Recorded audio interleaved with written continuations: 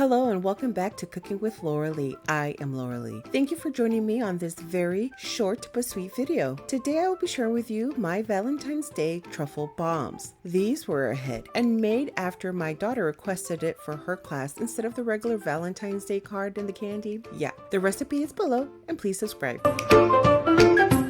So originally I wanted to make my Valentine's Day truffle bombs the size of a small apple because the fresh strawberries were so huge. After attempting to make one big one and seeing how much more Oreos we would have to use and the time it took to roll, dip, and press together, we decided to keep it small but delicious. I purchased many ingredients and did not use them all because we decided to keep it small. I ended up using 2 regular Oreos, 2 Golden Oreos pack, and only 2 cream cheese for the truffles. I used the Golden Oreos and also these Strawberry Wafers for the outer coating. As you can see here, I use butter and the Jell-O, and when I pour in the Jell-O packet into the Golden Oreos, and you can see that it changed colors a little bit, but it really wasn't until I put half of the pack with the cookies and then the other half of the pack in the butter is when you really saw when it turned colors. I just used 1 pack. In addition to that, I just had 2 of those dry strawberries and I added those as well, and that really gave it extra flavor.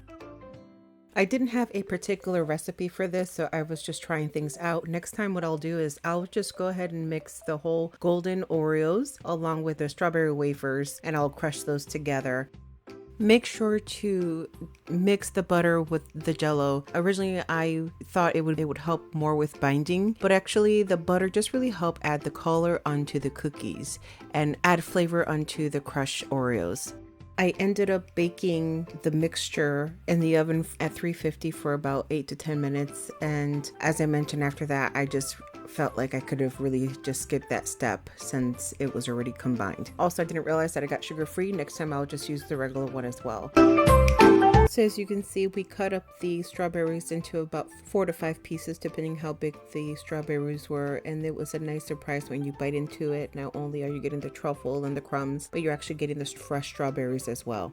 And for the chocolate, I thought I was going to need a lot more, but basically I used about 3 cups maybe for all of the truffles, and I believe I made about 53 of them. And so you can get about 40 to 60 depending how big or small you make these truffles. So this dessert definitely goes a long way and can feed a lot of mouths. And then as you can see, I was trying different things to see how quickly we can get these covered. After a while, just realizing that once I dipped them, let them sit for a minute or 2 so they can start to harden, and then add them into the crumbles.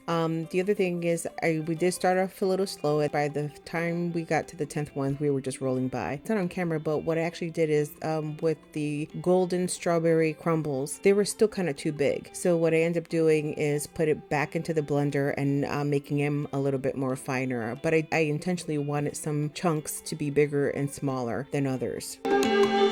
And then you just kind of keep rolling and pat them down. And then they harden very quickly. So whether you put it in the refrigerator or in the freezer, they will harden up very fast.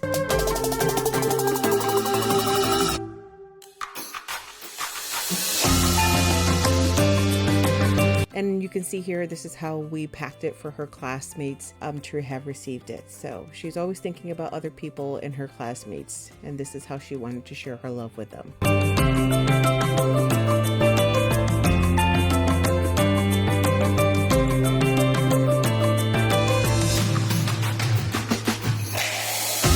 And be encouraged. There's so much craziness going out there in this world. I pray for you all, and I hope that you enjoy your day.